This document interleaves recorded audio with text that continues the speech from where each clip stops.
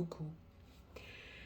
Alors, qu'est-ce qu'on entend à la télé en ce moment? Bah écoutez, toujours la même chose, hein, c'est Pierre Palmade, hein, qui, qui est en tête du top 5 des informations, hein, donc BFM TV et consorts, LCI, CNews font leur chou gras de cette affaire. Et tout le reste de l'actualité nationale ou internationale passe au second, troisième, dixième plan. La guerre en Ukraine, le séisme en Turquie et en Syrie, la réforme des retraites, des explosions aux États-Unis, voilà, tout un tas de choses, ça n'existe plus, hein, il n'y en a plus que pour ce bon vieux Palmade, hein. Qu'est-ce qu'on ferait sans lui, hein? C'est encore plus addictif que une bonne série Netflix. Oh, c'est plein de rebondissements. Chaque heure apporte son lot de nouveautés, de coups de théâtre, de surprises, hein. C'est vraiment un suspense insoutenable. Bref, c'est assez pathétique. Donc là, qu'est-ce qu'on apprend aux dernières nouvelles? Donc Pierre Palmade a fait un AVC samedi soir. Donc cet AVC intervient de façon inopinée et à point nommé, faut le dire, puisque, puisque l'AVC donc est intervenu entre l'audience qui a eu lieu vendredi dernier par la Chambre de l'instruction de la Cour d'appel de Paris, qui devait délibérer suite à l'appel interjeté par le parquet concernant la décision du JLD de placer Palmade sous contrôle judiciaire. Et là, coup de théâtre, lundi dernier, la Chambre de l'instruction a décidé d'infirmer l'appel interjeté. Non, pardon. La Chambre de l'instruction a décidé d'infirmer la décision du JLD et donc de placer Palmade sous contrôle judiciaire. Non, de placer Palmade en détention provisoire, c'est-à-dire de l'incarcérer en attendant son procès. Sauf que petit souci, comme on s'en doutait, étant donné que M. Palmade a fait un AVC, les médecins ont évidemment déclaré que son état physique, du moins physique, était incompatible avec le placement en détention provisoire. Donc pour l'instant, Palmade est dans une chambre d'hôpital, à l'hôpital du Kremlin-Bicêtre, donc sous surveillance électronique, puisqu'on lui a remis son bracelet électronique, et sa chambre est gardée par des surveillants dans le cadre pénitentiaire. Donc voilà, donc ce qu'on peut entendre sur les plateaux télé est assez aberrant, puisqu'encore une fois, Palmade est un peu considéré comme une victime, notamment par de nombreux experts qu'on peut entendre s'exprimer en boucle sur les plateaux télé et qui font leur chou gras de cette affaire, que ce soit des avocats en matière d'accident de la circulation, mais qui défendent les chauffards et pas les victimes, qui trouvent donc tout à fait normal que Palmade n'aille pas en prison et qui ne comprennent pas la décision de la Chambre de l'instruction de le placer en détention provisoire, comme si c'était une victime. Ah mais oui, mais vous comprenez, c'est pas de sa faute, il est malade, il est victime de ses addictions, il faut l'aider. Alors déjà, Palmade, on lui a pas mis le couteau sous la gorge pour qu'il ingère diverses substances illicites, hein, que ce soit coke, drogue de synthèse et je ne sais quoi d'autre, hein.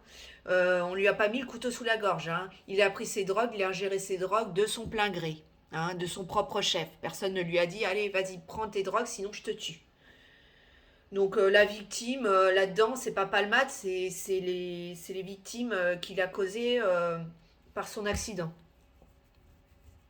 Il faudrait peut-être remettre l'église au cœur du village et remettre les pendules à l'heure, hein, et les points sur les i. Euh, donc quand on voit ces personnes s'indigner sur les plateaux télé en disant que c'est un peu la faute de l'État qui n'a pas fait assez de prévention auprès du public, que c'est pas de sa faute, le pauvre Palmade, il savait pas que la drogue ça allait le rendre malade comme ça. Non, faut arrêter, hein. Faut arrêter clairement. Il est pleinement responsable de ce qu'il a fait. Il a causé un accident en état de récidive légale avec circonstances aggravantes d'être sous l'emprise de la drogue. Son accident a provoqué la perte d'un enfant à naître. Reste à savoir si c'est un homicide ou pas, parce qu'on ne sait malheureusement pas si cet enfant, l'autopsie n'a pas pu déterminer bizarrement si l'enfant était viable au moment où on l'a extrait du ventre de sa mère. Bon. Donc ça pourra être certainement requalifié en blessure involontaire, malheureusement. Et puis évidemment, il ne faut pas oublier les deux victimes physiques très graves qu'il a provoquées. Le fils défiguré, le père polyfracturé, qui auront probablement des séquelles irréversibles et qui seront peut-être malheureusement handicapés à vie. Donc pour moi, c'est ça les victimes, c'est pas Palmade. Et puis en plus de ça, hein, monsieur, en plus, verse dans la pédopornographie. Donc, aux dernières nouvelles, donc deux témoins qui sont présentés aux forces de l'ordre pour dénoncer Palmade en disant qu'elles avaient la preuve que ce dernier visionnait des vidéos, des images à caractère pédopornographique, qu'il aurait eu du contenu pédopornographique dans son téléphone et qui se serait vanté. Alors, est-ce qu'on en a la preuve ou pas, j'en sais rien, mais toujours est-il qu'il se serait vanté apparemment d'avoir à sa disposition pour assouvir ses fantasmes sexuels deux jeunes garçons de 7 et 9 ans.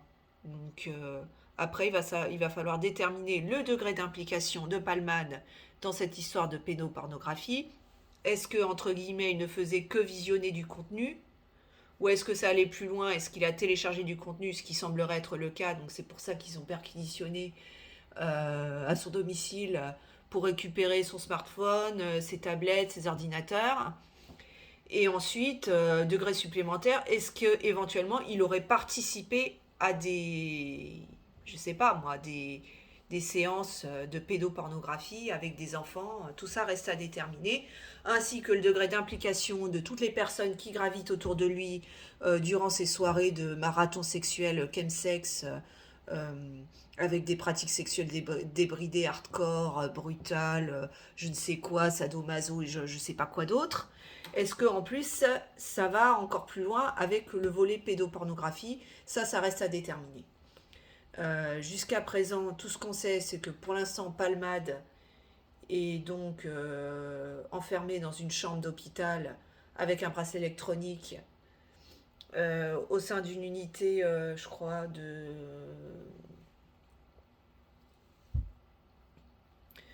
pour soigner son AVC, hein, je sais pas, une unité neurologique, il me semble. Il semblerait que l'AVC dont il a été victime ne soit pas très grave, dans le sens où apparemment il a vite repris connaissance.